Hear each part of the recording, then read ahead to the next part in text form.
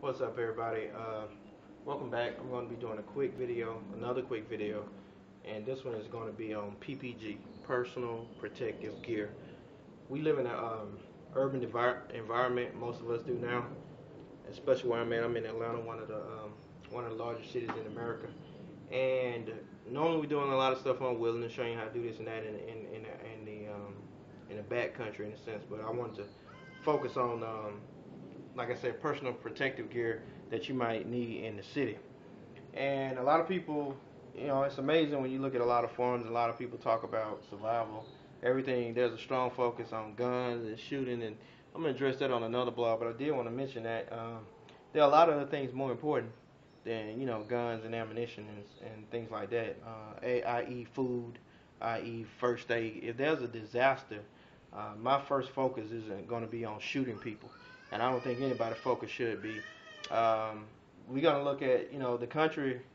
It'll be hard pressed for the country to survive if everybody's out looking, playing Wild Wild West if something happens. It could be an earthquake. It might not even be a financial collapse, just a simple earthquake.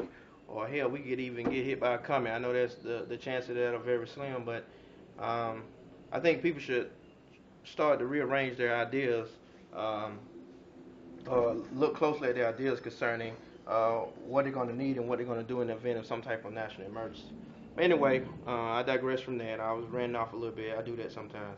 But personal protective gear. One of the first things I'm gonna show you here is ear protection. I keep this, and these are some of the things you can keep in your car. Some of them you won't, but just some good things to have on hand. Ear protection. These are I generally prefer ear protection such as this, where you have like the the actual ear protectors attached to a string. I like those, so when I can take them out of one out of the ear and have it hanging over my shoulder if I want to talk to somebody, and it's just a good way of keeping up with them.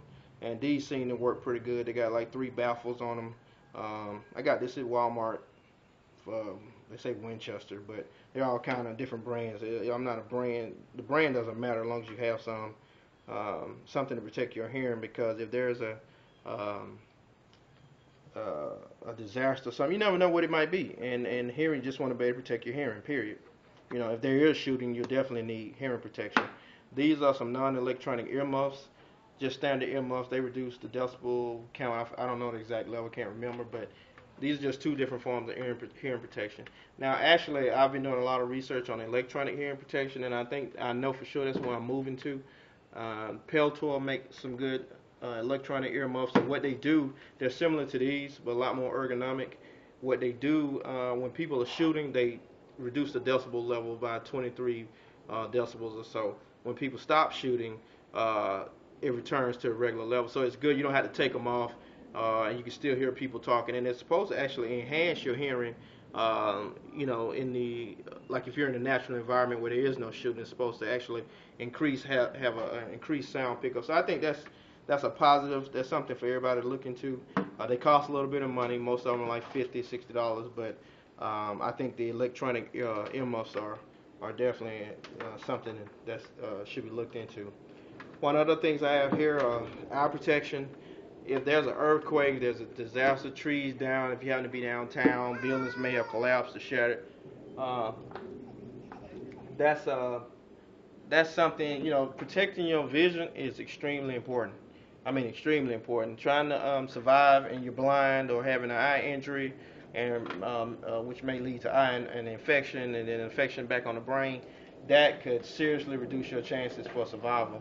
So eye protection is good, period. Whether you're at the range, whether there's a disaster, you definitely need to make sure you have some eye protection. These are just some cheaper ones I have for people, for spares when we go out to the range. Get you some good eye protection. I don't pretty much care for these. These are kind of like laboratory type, but they not necessarily. But any eye protection is better than no eye protection.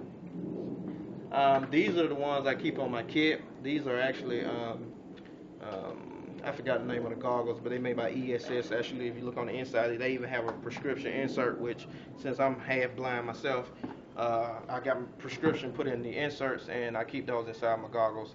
They actually have a neat little cover here too, where you can kind of, when they're not in use, I can just pull the cover back over them. I try to do something on camera, look, it get crazy. But anyway, this cover goes back around the lens. I don't have time to do that. Got a little cleaning thing in there also. Next, so that's ear protection, eye protection. One of the most important forms of protection. Some type of helmet. Now, most people think that's corny and never think about that.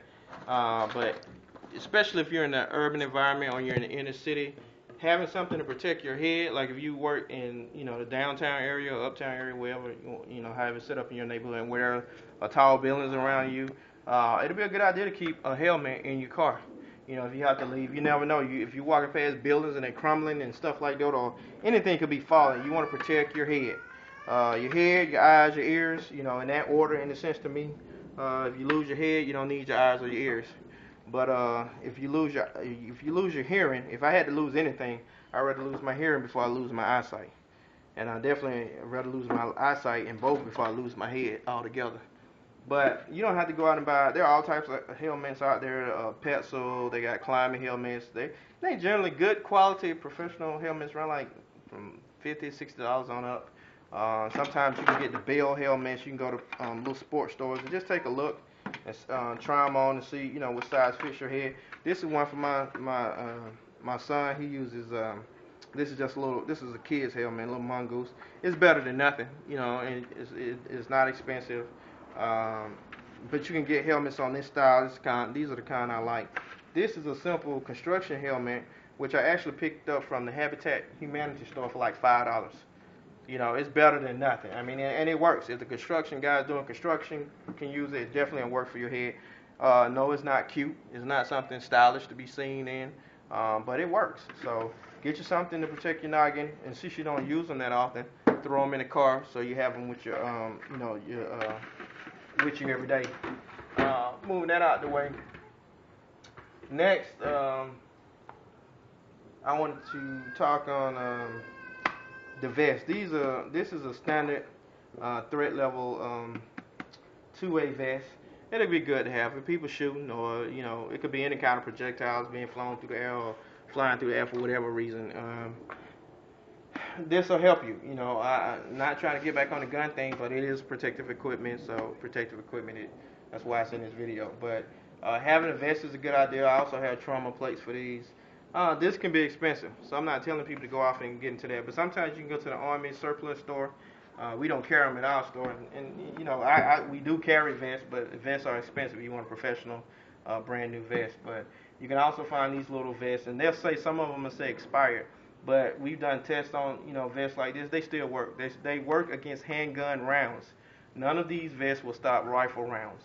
And this vest, you'll see this real common in surplus stores. These old Vietnam era vests. They were actually called flak vests, and they were designed to stop fragmentation from bombs and artillery shells and stuff like that. Because most fragments that come off artillery pieces or bombs are never aerodynamically shaped. They're just jagged pieces of metal. So they work good at stopping that, but they have no, even though they're thick and they seem heavy, it seems like they can stop a lot of stuff. A rifle round will shoot right through them. But any protection is better than no protection. And I guess y'all hear my little baby out there in the background playing frisbee. Sorry about that. Next up, gas masks. This is a cheap gas mask. We can get these. These are old Israeli gas masks.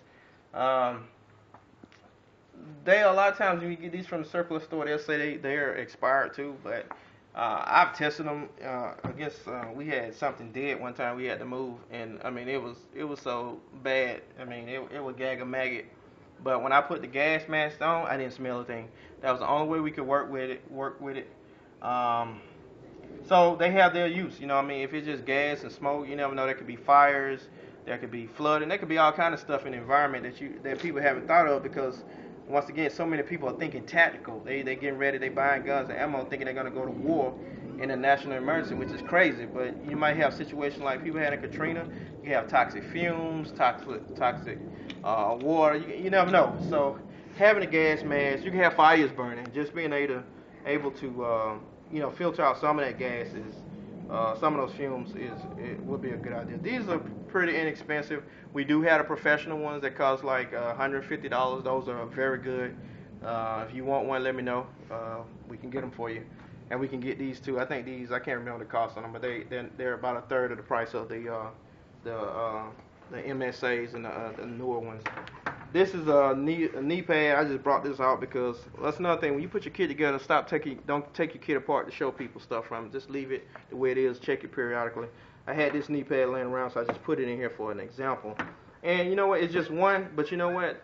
Really, there should never be a time in an immersive situation, even when you're doing tactical shooting training, where both of your knees are too much on the ground.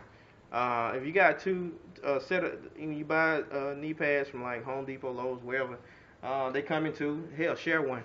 You know, because you really, if you get your tactics good, you never should have both of your knees on the ground at the same time. But knee pads and elbow pads, if you like I say, if there's rubble in the city and there's something super duper disaster, earthquake, and there's massive destruction, you may have to crawl sometimes. You may have to get on your knee, and just having something to protect your elbows and your joints, you know, your knees and stuff like that, that stuff is going to be important. So don't forget elbow pads and knee pads. That's why I put it here. You don't have to go buy the military ones. Just get you some. You know what I mean? Go to, you know, they're not expensive. They're relatively inexpensive. And lastly on this video, you don't necessarily need this, but I have them, so I said, hey, I'm going to throw them in the video. These are, you know, just boots for wading through water. You know, slip resistant, steel toe, and all that. Got these at Walmart, pretty cheap. Like I say, you never know if you're in the city where you may have to walk through sludge and putrid water and stuff like that, because the water main break, sewer line break, or just whatever, man. If you have the money, have the resources, have the time, and that's another thing. Don't discount. A lot of times, don't go buy stuff brand new. Go to these little discount stores. Go to these Salvation Army stores, and a lot of times you can come up on a lot of stuff relatively inexpensive. So I just want to give you a few things to think about. These boots, in combination with a heavy-duty rain suit, could actually serve as a mop suit in the event. Not an official mop suit like the military have. And mop is, you know, for protection. The suits that those heavy-duty chemical protective suits that the military have. But if you put on, you take these boots and a heavy-duty rain suit, like from the ones Walmart have. Not trying to plug them again. Get you some duct tape and tape yourself up. This will offer you a relative, a bit more security than you would have if you didn't have it. So these are just some things I wanted to go over, personal protective gear. If you have any other comments, anything I forgot, anything you can think of, run it. And like I said, this wasn't focused on firearms. It's just other little ideas on personal protective gear. Appreciate it. Peace.